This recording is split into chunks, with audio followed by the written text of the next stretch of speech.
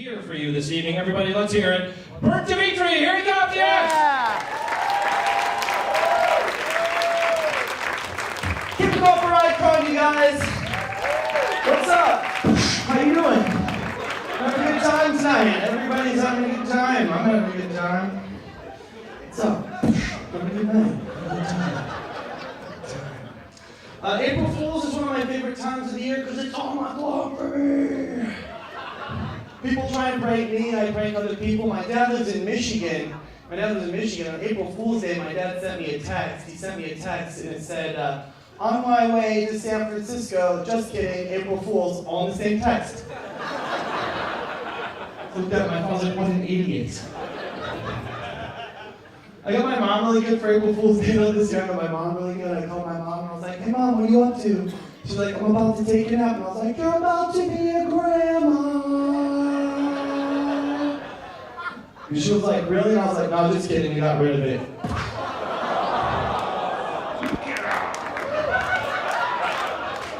I didn't even have a chance to say April Fool's Day. She hung the phone up on me.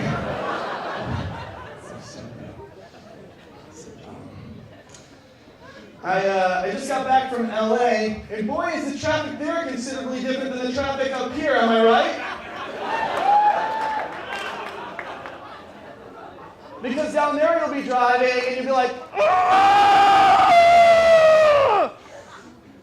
And then up here you'll be driving, and you'll be like, "Aah, this could be considerably worse!" You do the math. Because down there you'll be driving and you'll be like, somebody better be dead!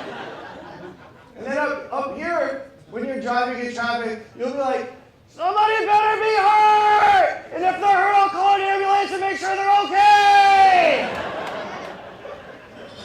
Those were all hippies. So we're all like, oh, busy, we're busy people, we do busy things, busy. Actually, it's busy. We're busy bees. I understand it. Sometimes we forget to flush the toilet. We're busy. We're busy bees. But when I walk into the stall and I see a lone turd in the toilet with no toilet paper, nobody is that busy! That is disgusting. If you are too busy to wipe your own ass, you need to reassess your fucking life, buddy. Or at least flush the toilet. Me too. We're so busy up here. We're busy people. We're busy people. We're busy bees. I was in a nightclub the other night drinking my Jaeger bomb. That's what I do. I get down in nightclubs and drink Jaeger bombs by myself. So I was drinking this Jaeger bomb, and this guy bumped into me, and he didn't say excuse me. He pulled one of these where it's just like, hey. I was like, he just kept going wherever the fuck he was going. And it sucked because he knocked my Jaeger bomb out of my hands. And we both kind of turned into cavemen because when he hit me, I was like, oh, and he was like, and I was like, he's like, jerk.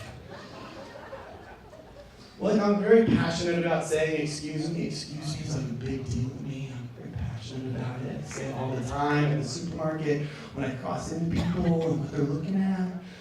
Like I'll be in Whole Foods, I'll be looking at the almond milk, I'll be looking at the almond milk in Whole Foods. I don't like milk from the teat, I like almond milk. There's a lot of varieties of almond milk. And it takes me a minute to pick which one I want, and I know goddamn well there's someone behind me just like, I know what almond milk I want, but I'm not gonna say excuse me.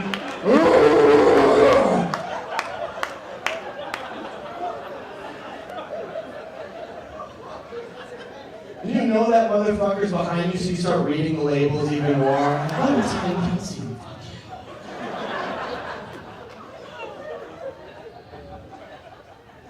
And then an excuse me that happens that we all kind of forget about, that we don't really remember, is that tiny little Asian woman who doesn't say excuse me, she just bumps into you and laughs. What?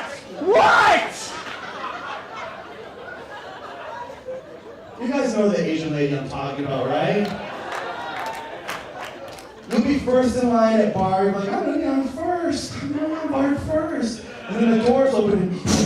She's already in the bar somehow! How did you get in there? You haven't even stepped in yet. She's already reading a book. What the fuck? That's the Asian lady I'm talking about. Are you guys excited for World Cup? Yeah! I love World Cup because it's the only time you can root for Germany versus Israel and not look like an asshole.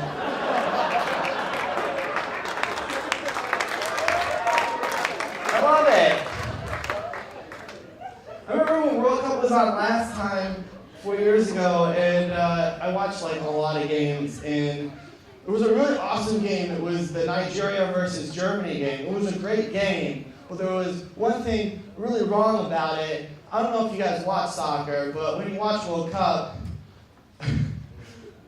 the first 3 letters of each team playing are displayed on the bottom of the screen, and it was Nigeria versus Germany.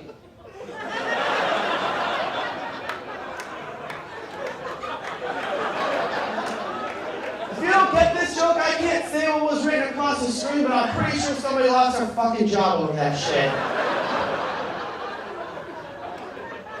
You're in a different country. It doesn't matter who's home or away.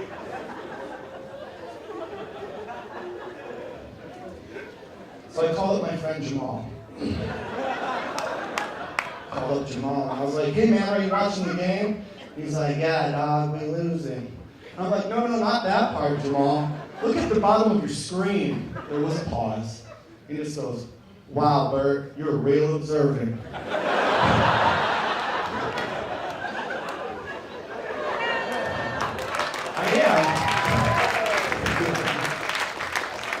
You guys ever get so stoned you buy a 24-pack of Mountain Dew and question whether or not you're allowed to use the 10 items or less lane?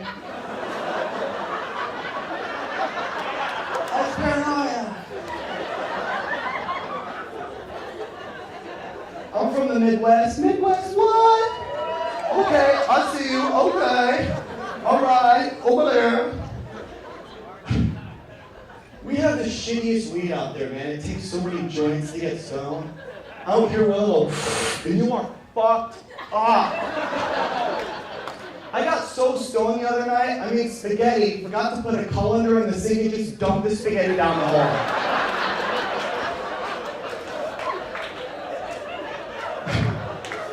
I was so stoned I didn't even care. I grabbed the Pop-Tart, dumped in the tomato sauce in it, and I was like,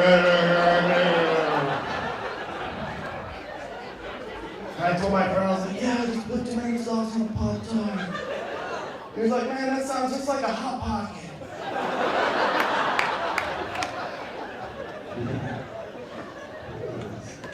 I've been working out. I farted in Pilates class. It's very abdominal.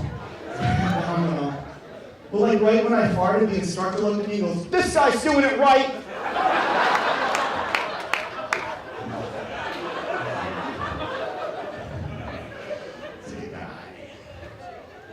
Like, I do a lot of shows down in the Tenderloin. I do a lot of shows in the Tenderloin. I tend to hang out outside, and I scope the area out so no crazy crackheads are around. If they pop up, they just randomly out of the ether, you're just like, I'm having a good time. Hello, hi, there you are. Okay, there it is, right there. And this guy came up to me, I don't know where he came from, I don't know what happened. He just comes up and he's like, yo, dog, you got a cigarette? I was like, sir, you have a cigarette in your mouth right now. He's like, you got the time? I said, I do, it is 7:10. And he said, evening or PM? Here's your cigarette, thank you for playing Mindfuck Bird. Have a good day.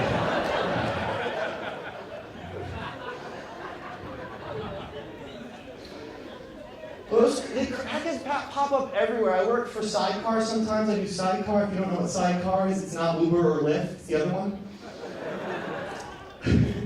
And we're still better than taxi though. Anyway, yeah. So I got a ride. Bing, bing, ding, ding, ding, ding. Oh, look, Linda. Linda wants a ride. Chubby face Linda, let's do this. Get in my ride. Little Asian chubby face Linda. She looked excited to participate. She looked excited to get in, so I went to pick her up. stopped at Market and Turk for a red light, and somebody started hailing me. I said, oh, there's Linda. Hop in the ride. Don't look. She gets in, and she goes, hi, hello. And I go, hey, Linda. She goes, yes, I am Linda. I was like, no. I go, where are we going? She goes, take me to Walgreens to get a beer. And I was like, oh, you're not Linda. You're a crackhead. Get out of my car. You guys, there's nothing on my car that says it's a taxi. There's nothing that says it's a sidecar. Somebody just got in my car. A random person just decided to get in my whip. I'm from Michigan. If you do that in Michigan, you just get shot in the face for that. And also, crackhead, Walgreens does not sell beer. I recently got engaged to a woman. And I love her with all my heart. She's my best friend. We're going to be together forever. And I know this because she said yes. One night we decided, we've been together for 3 years, and we wanted to spice things up in the bedroom.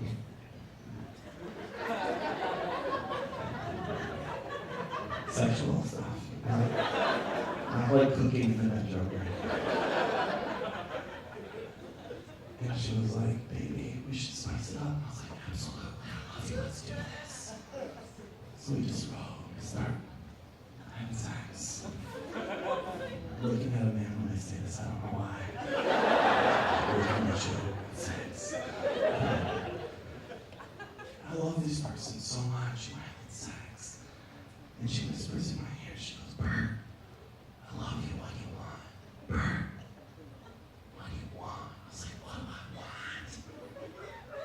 I can't make anything I want. She goes, yeah, what do you want? And I go, baby, I want to have sex with a vibrating cock ring with you. And she looked at me like I asked her for an all-anal orgy. No! No, Bert, I don't want to do that. It's not okay, I don't want to do that. And that's okay. I would never force someone to do anything they didn't want to do. I love this person. She's my BFF. My best friend. I swear I have more sex. I don't know how to look at it anymore. She said, and I was like, oh my God, I need to reciprocate the question to her. I need to ask her what she wants. So I said, baby, what do you want? I love you so much. What do you want? And she says, I want you to come on my chest and lick it off. What? No way, lady. Not happening. Get out of here with that. Not a deal breaker, but burn. Gag me with a spoon. That is the second gayest thing you can do. But I love her. I love her so much. And what do you do when you guys can't reach an agreement? What do? You compromise. So she bought me a cock ring, and I bought her a dog.